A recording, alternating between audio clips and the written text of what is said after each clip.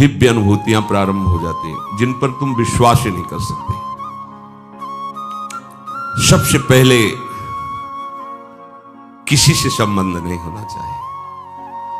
ऐसे तो बहुत से अनुभव होते थे, पर वो जो एक अनुभव हमें शेनपुर में हुआ, बड़ा दिव्य अनुभव। ठीक दोपहर का समय, वहां दिन में कोई नहीं जाता था, रात्रि की तो बात जाए, दिन में कोई नहीं। कभी ऐसे पूर्णिमा आदि को 2-4 लोग ऐसे एकदम जंगल, 24 घंटे में 2 रोटी और इतनी अरहर की दाल के सिवा कभी कुछ नहीं था, ही नहीं कुछ कि वहां फल फूल लोग आ रहे जा, कुछ नहीं, एकदम ऋषि भूमि। अब भी है, तपोभूमि है वो। बस वो 2 बजे दिन में तो दोपहर में ऐसे कोई नींद का तो शायद सवाल ही नहीं कि नींद में थे, ऐसे नहीं। एक ऐसे बारंडा टाइप पुराना था, बहुत सी लता, गंगा जी ऐसे सामने लेटे हुए थे, मंत्राकार होते। ऐसी एक दिव्य सुगंध आई जो आज तक हमने कहीं वो सुगंध बाह्य में नहीं देखी।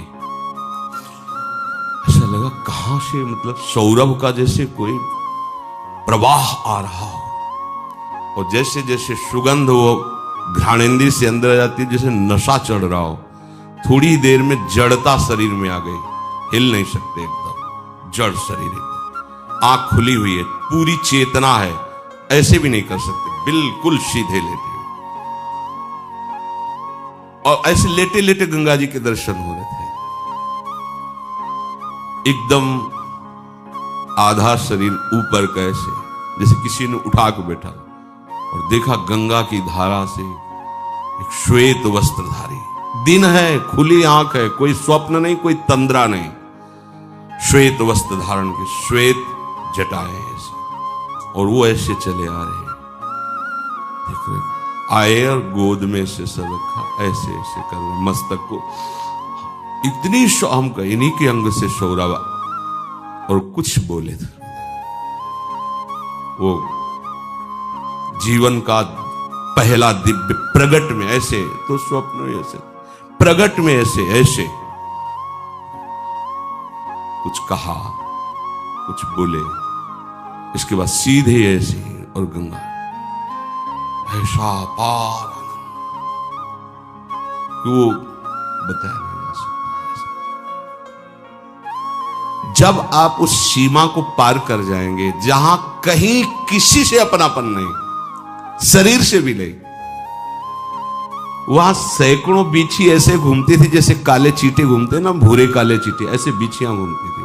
बिच खापर, सांप, कई तरह, जंगल पुराना, गंगा जी का एकदम किनारा ना, कभी भी कुछ भी हो सकता है। और 2 ही लोग, इधर हम लेटे थे, एक पंजीरी बाबा थे, वो दूर एक उनकी कुटिया थी, उसमें वो लेटे रहते, वृद्ध थे वो, पर बड़े तपस्वी थे, वहां कोई और टिक नहीं सकता था। अनुभव, अपनापन जब तक शरीर से, तब तक दिव्यता का अनुभव नहीं। हम बहुत अंदर लालायित रहे कि इनसे पूछे आपको का परिचय पे, हिम्मत, मतलब वो एकदम ऐसी जड़ता भाव थी कि हिम्मत ही नहीं पड़ रही थी पूछे। बाद में पता चला, वर्षों बाद में पता चला कि अमुक अमुक महापुरुष प्रकट होकर के बताया। भगवान आकर्षण पैदा करने लगते हैं, भगवान आकर्षण पैदा करने। उसी के बाद फिर भाई जी महाराज राधा बाबा का दर्शन ऑफिस में हुआ, नेत्र के सामने ऑफिस प्रकट है, ऐसे भाई जी करके, ऐसे क्या जानना चाहते हो, ऐसे चश्मा ऐसे कर, और पूज्य राधा बाबा बगल में बैठे हैं। उसे ही प्रश्न किया था, श्री कृष्ण की प्राप्ति कैसे होगी? ऐसे देखे और बोले, जब श्री कृष्ण बन जाओगे तो श्री कृष्ण की प्राप्ति हो जाएगी। उस समय सही समझ में नहीं आ रहा था, और उन्हीं की कृपा, जैसे ये कवा प्रभु का, तो बोले मनमयाहा तदात्मिकाहा तन्मयाहा, ये मैं न जान परे कान है कि प्राण है। जब कृष्णमय हो जाओगे तभी कृष्ण का साक्षात्कार होगा। फिर तो झड़ी लग जाती है अनुभवों की। वृंदावन तो चमत्कार का समुद्र है, फिर किसी को समझाने की जरूरत नहीं थी कि भजन करो, भजन आनंद प्रदान, ये सब बहुत।